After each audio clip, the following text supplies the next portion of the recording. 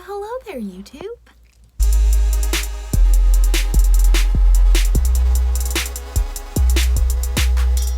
Hi everyone, welcome to We Sips, West Coast, East Coast Siblings, where we cover your favorite movies and TV shows. And today we are on You, episode 3, season 3. If you're new to the channel, welcome. Like this video if you like this video, comment, subscribe, and click the bell so you can be notified of our coverage of all things movies and TV. I will be doing daily episodes of You Reviews, so click this little card up here that I learned how to put there if you want to see my other coverage of You, including season 2. Alright, you guys, so we're just going to jump right into it. So basically, the cops hath arrived, and Love and Joe are getting a little nervous, getting a little itchy under the collar. And who can blame them, okay? They just murdered their next door neighbor and hid it, and also made the mistake of losing her ring and then separating the ring from her body. They've just done a lot of things, So Love is super nervous. She's agitated. Joe is like, girl, I got this. I done this so many times. I covered my tracks. We gonna be fine. Sherry, their annoying peach-like neighbor, she's gonna start a search for Natalie and, just put it all over the news and make sure people know that, she is looking for her because she's an influencer. Baby Henry has the measles, and this really stresses out Joe and Love. Their newborn baby is sick, and they are losing it. Now, I don't want to make this too political because unfortunately COVID is now a hyper-polarizing thing, but they do make a lot of comments about the importance of vaccinations and that you should get vaccinated, and if you don't get vaccinated, you're being selfish.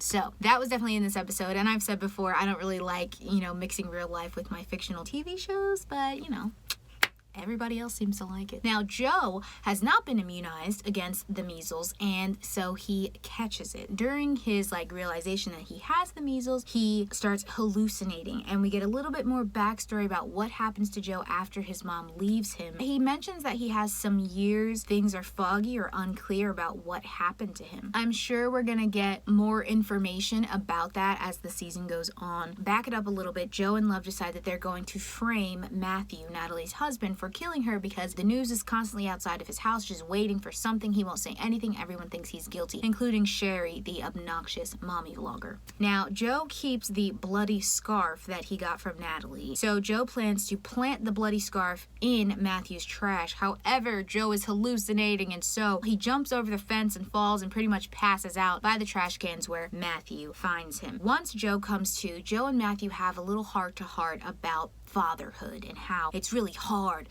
but all you gotta do is take care of them, make sure that they're safe, and just let them know that you love them. So Joe feels a little bit encouraged, and then he gets the phone call that baby Henry is going to be fine, which is great. Also want to note that Joe gets a job at the library where quirky librarian girl is there and definitely has an attitude with him. Super strange. I'm not sure what her problem is, but she don't like him. She already treats him like she knows he's a murderer. Super strange. Love is super stressed out, obviously, worrying about Henry. She gets into a fight with her mother, and her mother reveals that she is buying a vineyard, and the money that she's using to pour into the vineyard is going to, I guess, help the Quinns. But she also lets Love know that they're not just a little broke, they're desolate. All of the money is gone. It's not really clear where all of the money has gone to or what happened. I assume it's from the divorce. I'm also wondering what happened to Enaverin. Isn't that a source of income? Whoa.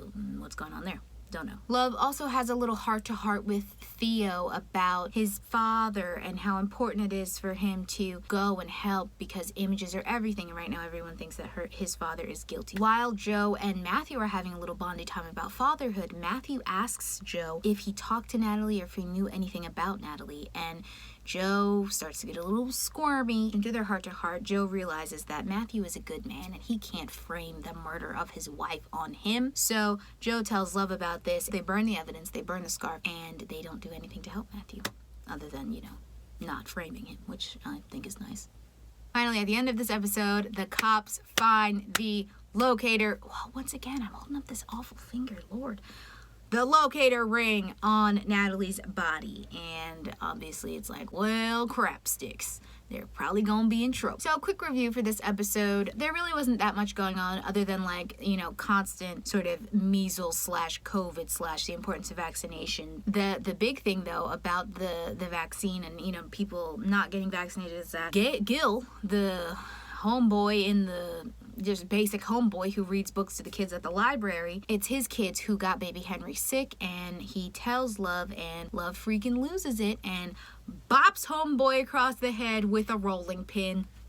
Is he dead? I don't know. I guess we'll see in the next episode. But yeah, once again, Love, her impulses get the better of her, and she beats the crap out of someone. I hope she hasn't killed him, but honestly, I mean, it looks like there's a lot of blood. So Love once again kills someone on impulse.